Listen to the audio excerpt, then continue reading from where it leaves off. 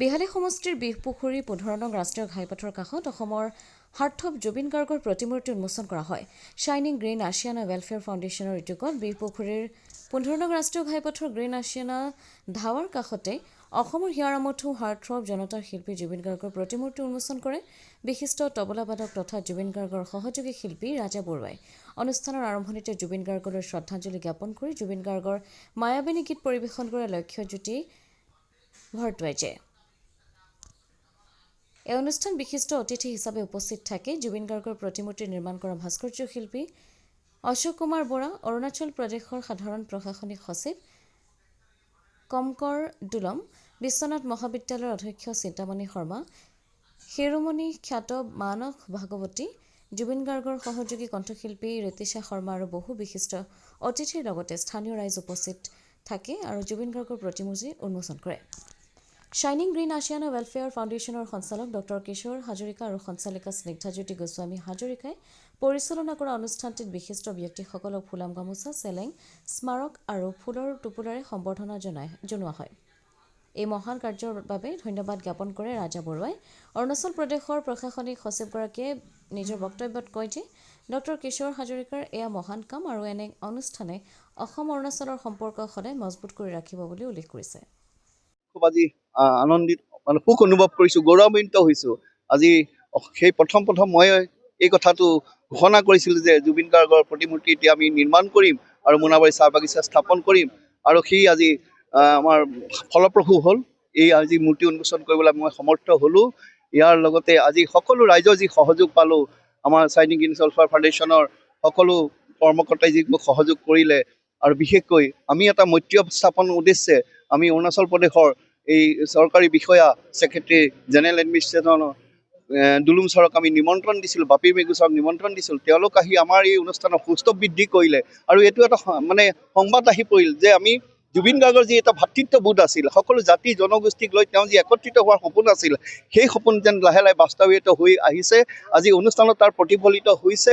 এই ক্ষেত্ৰত মোৰ সহধৰ্মণী স্নিগ্ধাজ্যোতি গোস্বামী ডাঙৰীয়ে বহুখিনি ইয়াত সহায় সহযোগিতা আগবঢ়াইছিলে।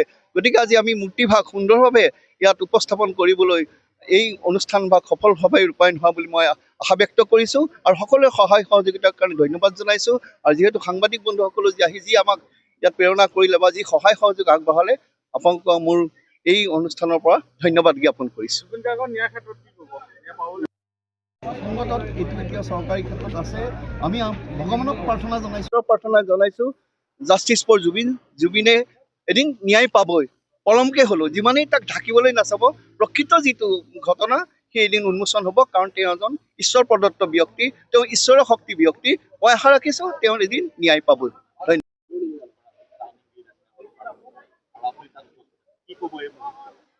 হয়, আচলতে জুবিন গাৰ্গৰ মূৰ্তি উন্মোচন হৈ আছে জেগাই জেগাই। এইটো আচলতে ড কিশোৰ হাজৰিকা তেখেতৰ আমাৰ ফালৰ পৰা তেখেতক ধন্যবাদ জনাইছোঁ। তেখেতে নিজাববীয়া প্ৰচেষ্টাত কৰিছে আৰু খুব সোনকালেই কৰি উলিয়াইছে আৰু বৰ ধুনীয়া হৈছে মূৰ্তিটো। আপোনালোকে দেখিছে খুব সুন্দৰভাৱে যিজনে সৃষ্টি কৰিছে তেখেতলৈ ধন্যবাদ জনাইছোঁ, আন্তৰিক ধন্যবাদ জনাইছোঁ।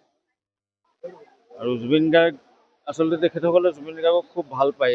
জুবিন গাৰ্গৰ প্ৰতি যি ভাল পোৱা, যি শ্ৰদ্ধা, তাৰ প্ৰতিফলন এই মূৰ্তিটো আচলতে।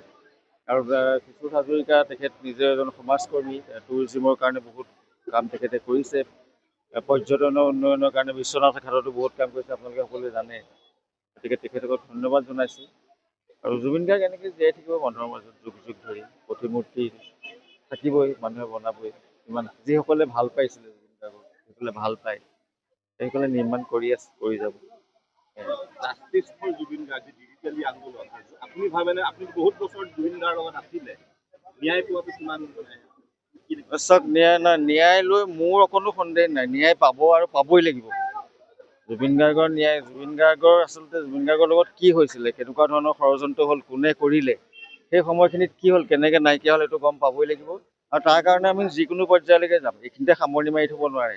সেইটো শক্তি কাৰো নাই পৃথিৱীত। অসমতো নাই, পৃথিৱীতে নাই। গতিকে জুবিন গাৰ্গে ন্যায় পাবই লাগিব। কি असम का नहीं, सारा नॉर्थ ईस्ट का है और सारा इंडिया के, मैं यूँ कहूँ तो सारा इंडिया का है। और जब तक पृथ्वी में जब तक इंसान होगा, जब तक पृथ्वी में एक भी आसामीज होगा, एक भी नॉर्थ ईस्ट का आदमी होगा, जुबिन दा जिंदा रहेगा। तो इस ऐसा अवसर पे हमको पार्टिसिपेट करने को मिला। अरुणाचल से हमें इनवाइट किया। ये हमारा भी एक कल्चरल, एक हमारा जो टाई है उसको भी दिखाता है। तो आपसी का प्यार, जो स्पेशली अरुणाचल और आसाम में जो हमारा रिलेशनशिप है, हम तो एक ही माँ के कोख से पैदा हुआ जैसा है। तो हम जैसे भूपेन दा के साथ में भी हमारा रिलेशन है, अरुणाचल का बहुत क्लोज है, उसी तरह जुबिन दा के साथ में भी हम लोगों का बहुत क्लोज रिलेशनशिप है। उन्होंने भी अरुणाचल का बहुत जातियों में अलग अलग ट्राइब का गाना भी गाया। ऐसा करके अरुणाचल जुबिन दा का एक सेकेंड होम जैसे था, बहुत क्लोज था, और अरुणाचल के लोग बहुत याद करता है। और ऑन बिहाफ ऑफ अरुणाचल के तरफ से चूँकि मैं आया हूँ, तो ऑन बिहाफ ऑफ বিশ্বনাথৰ পৰা ৰমেশ চন্দ্ৰ চৰণৰ ৰিপৰ্ট, অমৃত নিউজ 24/7।